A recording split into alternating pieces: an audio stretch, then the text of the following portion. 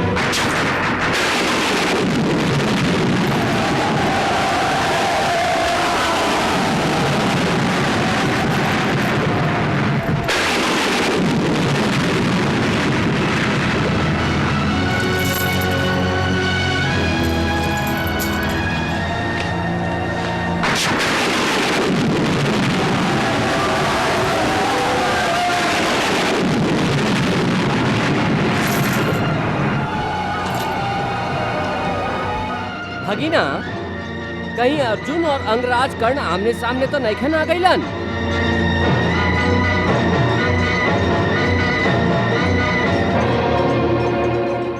महाराज, युद्ध के निर्णय कौरवन के पक्ष में हुई कि पांडवन के? एक निर्णय कर्ण और अर्जुन के युद्ध ही करी गांधारी।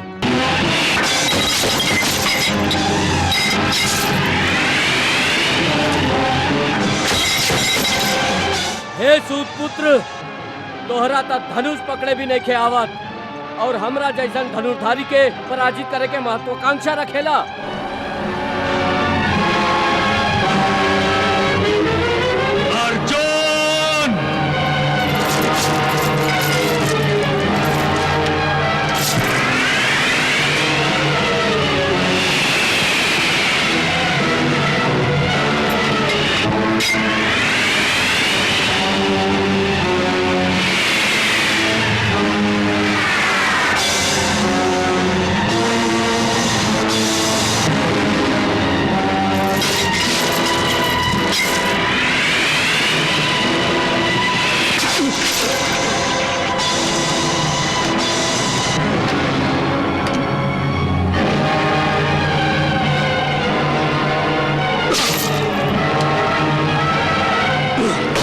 भगीना, अर्जुन के साथ भीषण युद्ध में अंगराज कर्ण के हम लोग के मदद करे के चाहिए।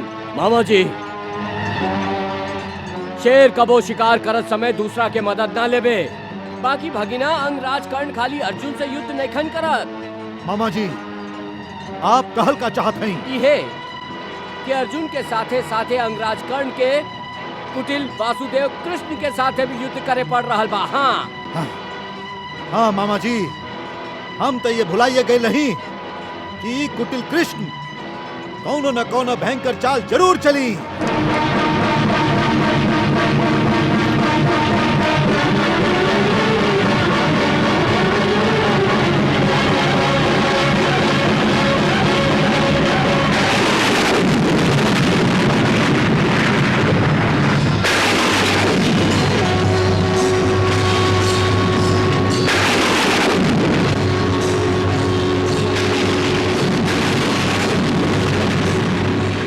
पार्थ, सावधान हो जा।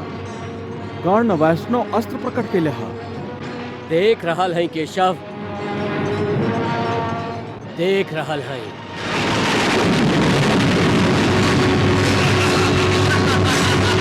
भगीना, लागता कि अर्जुन के जीवन के अंतिम घड़ी निकट आ गई बा। अंगराज कर्ण कोनो भयंकर अस्त्र प्रकट कैले बाड़न। हाँ मामा जी, हाँ। अश्वत्थामा, तू तो ई जानत होखबा कि कर्ण कौन अस्त्र प्रकट कैलन हा? युवराज, वैष्णवास्त्र।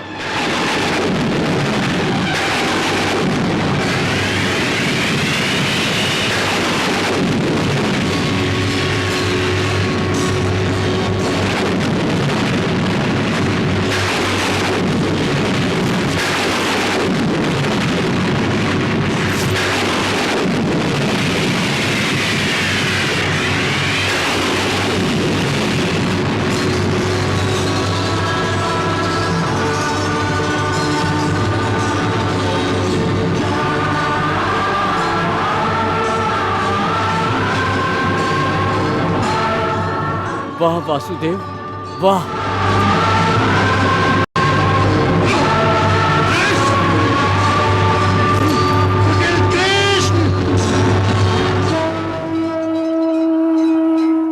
सूर्यास्त हो गई, युद्ध समाप्त करा।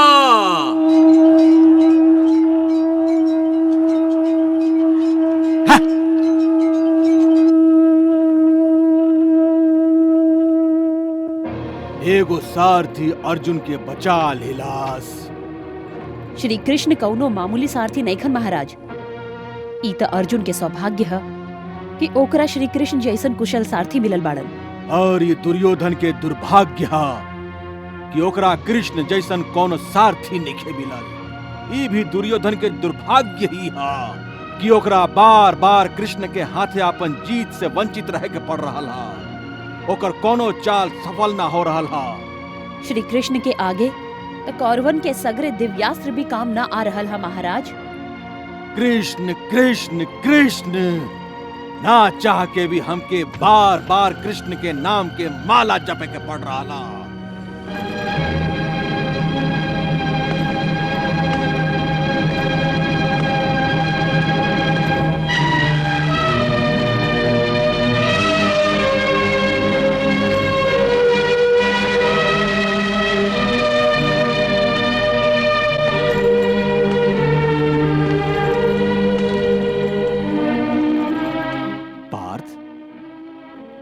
ऐसे चिंतित होके अपना आप के परेशान काहे कर रहा बाड़ा? तुहार चिंता करे से चिंता के अंत त ना हो जाए ना? हमार चिंता के अंत त कर्ण के चिता जरला के बाद ही हुई। बाकी आज तक कर्ण अपना पराक्रम से पांडव सैनिकन के कई गो सामूहिक चिता जरा चुकल हा। हाँ, हम पांचों पांडवन में से केहू भी कर्ण के प्रहार के मुंहतोड़ जवाब ना दे सकली, और उता अपना आप के हम पांचों पांडवों में से बढ़ के साबित करे पर तुलल है। यह कर्ण नकुल और सहदेव के हरा के ऊ दोनों के जीवन दान दिलस, और भीम भैया के सगरे शक्ति भी ओकरा आगे क्षीण होके रह गई। और हम तो ओकरा के कबहियों अपना के बराबर ना समझत रही, बाकी वो आज हमके भी परास्त कर दिलस। बाकी केशव, यदि आज तू हम दोनों के बीच में आके हमरा खातिर ढाल ना बनता था, हमरा पर छोड़ल गई वैष्णवास्त्र आपन काम कर चुकल हुई। कारण आज हमरा के नीचा दिखा देलस केशव, नीचा दिखा देलस। जब युद्ध में दू गो बराबर के योद्धा होखेला न पार्थ, त कबो एकर त कबो ओकर पलड़ा भारी होखेला। एक दिन के युद्ध में कर्ण के पलड़ा भारी हो गई, त आज तू इतना निराश हो गई पार्थ? आज तक हमरा संगे ऐसन कबो ना भइल रहे केशव। कर्ण से युद्ध करत समय हमके ऐसन लागत रहे कि जैसे हमार अस्त्र के धार कम हो गई होखे, हमार तीरन के नोक मुड़ गई होखे, हमार बाण लक्ष्य में घुस जाए के बजाय ओकरा के छू छू के गिरत रहे। हमार मन में पांचाली के अपमान के आग भड़कत रहे। हम ओकर बदला लिहल चाहत रही। हमार शत्रु हमरा सामने ठाड़ रहे, और फिर भी हम अपन तीरन से ओकर सीना छलनी ना कर सकली। धिक्कार है हमार धनुर्विद्या पर। सगरे संसार जेकरा सर्वश्रेष्ठ धनुर्धर कहेला, आज के बाद केहू के मुंह दिखावे के लायक ना रहल। केशव, काहे तू हमके बचा के लज्जित होके खातिर छोड़ दिला? मर जाए दिले होई तो हमके, मर जाए दिले होई तो हमके। युद्ध में आपन स्वामी के रक्षा कईल हर सारथी के धर्म होखेला।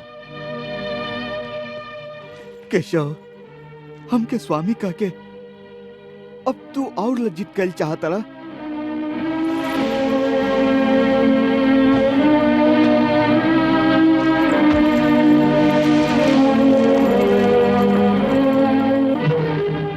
पार्थ, तू हर बात में भावुक काहे हो जाला?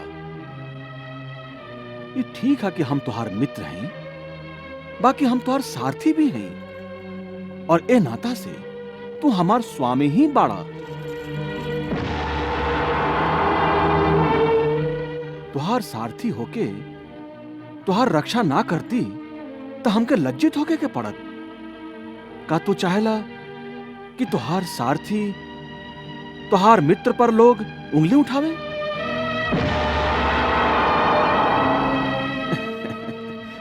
पार्थ, भावुकता से काम मत ला, बुद्धि से काम ला।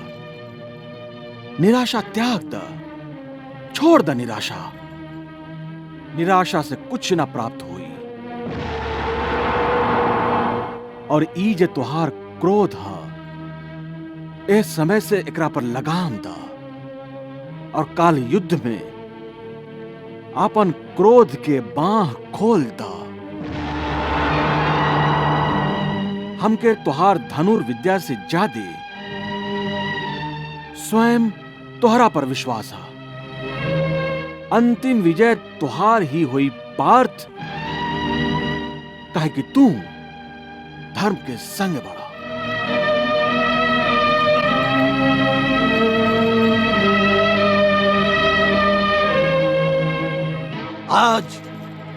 आज हाथ में आई अवसर हाथ से निकल गई। यदि कृष्ण बीच में आके अपन माया से अर्जुन के बचा ना ले होतन, आज अर्जुन के वध हो गई रही। आज अर्जुन के भाग्य अच्छा रहे जे ओकरा दानवीर कर्ण के हाथे जीवन दान मिल गई। ना गांधार नरेश, ना हम इतना बड़ दानी नहीं थी जे आपन परम मित्र के परम शत्रु के जीवन दान दे दी थी। आज यदि वही समय सूर्यास्त ना भइल होइत, ताजे अर्जुन के चिता जर चुकल होइत। बाकी मित्र कर्ण, कल जरूरे होकर चिता जरे के चाहिए। जरूर जरी मित्र, जरूर जरी। सौभाग्य अर्जुन पर दया करके ओकरा एक रात के जीवन दान दिले हा। बाकी रात हमरा से काटे कट ना रहल है कर्ण। ए सोच सोच के हमार नींद उड़ जाला, हमार सीना पर सांप लौट जाला कि अर्जुन हम लोगन के हाथ से बच गईल हा। बहुत भारी है ई रात हमरा खातिर, बहुत भारी है। मित्र, तोहरा से ज्यादा भारी रात अर्जुन खातिर हा। उई सोच सोच के मरल जा रहल होई कि हमार हाथ से उ काहे ना मरल, लाज से ओकर माथा ना उठ रहल होई। आज ओकरा के मौत के सीमा तक पहुंचा के ओकर अभिमान के जे चोट हम पहुंचले हैं, ओ घाव के अपन जीभ से रात भर चाटत रही हूं। हमार विश्वास कर मित्र, आज के रात अर्जुन सुत ना सकी। हम तो चाहत हैं कि वो सुत जाए, हमेशा खातिर सुत जाए। और हमके विश्वास है कि तू ओकरा के मृत्यु के लोरी सुनैबा कर्ण। हाँ कर्ण, तू हमारी धनुष देख रहल बड़ा। हमरा से ज्यादा तुमके हमारे धनुष पे विश्वास करे के चाही मित्र। एकरे नाम विजय धनुष है और यह धनुष कल तुहार परम शत्रु अर्जुन के वध करके तुमके विजय दियाई। अंगराज कर्ण, आपके ए धनुष पर अपने आप से भी ज्यादा विश्वास है। एकर कोनो विशेष कारण? दुशासन, ई कौनो साधारण धनुष नहीं खे। ई विशेष धनुष है, दिव्य धनुष। दिव्य धनुष? हाँ, ए धनुष के स्वर्ग निर्माता विश्वकर्मा स्वयं अपन माया से निर्माण करके स्वर्गाधिपति देवेंद्र के भेंट कैले रहन।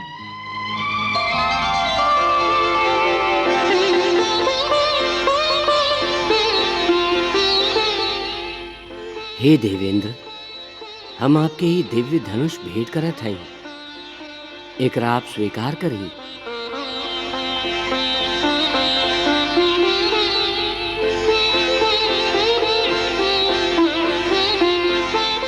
धन्यवाद है स्वर्ग के शिल्पी। ए धनुष के धारण करे वाला अपन शत्रु से कबैयों पराजित न होई। तब तो यह धनुष के नाम विजय होके के चाहिए। हम तो एकरा विजय ही कहब।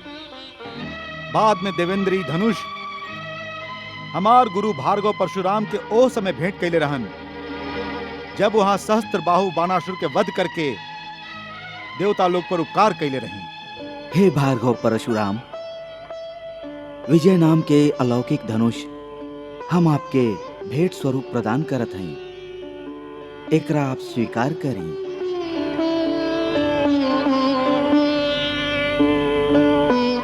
एह युग में एह से श्रेष्ठ दूसर कौनो धनुष नहीं खे और आप ही एकर सच्चा अधिकारी हैं। भार्गव परशुराम बाद में यह धनुष के प्रयोग करके प्रलय मचा दिले रही और 21 बार ए धरती पर विजय पौले रही।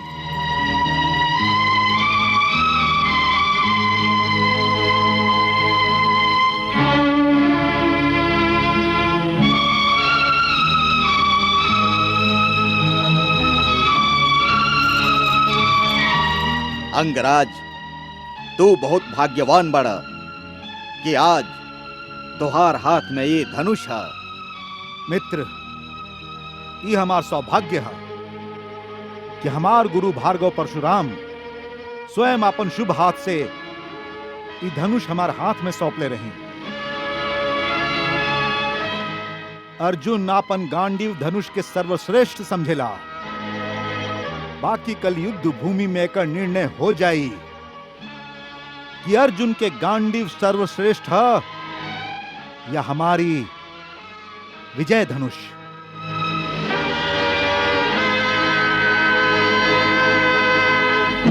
कर्ण हमार रास्ता के रोड़ा बन गई है।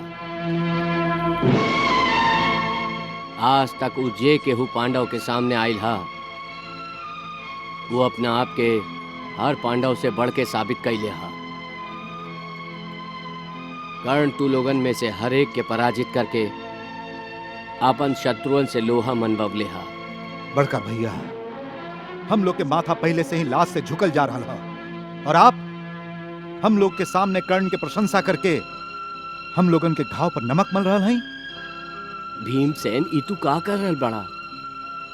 हमके अपने आप से अलग समझ रहल बड़ा? जे घाव तू लोगन के दिल पर लागल हा, हमार मन में भी उहे घाव लागल हा।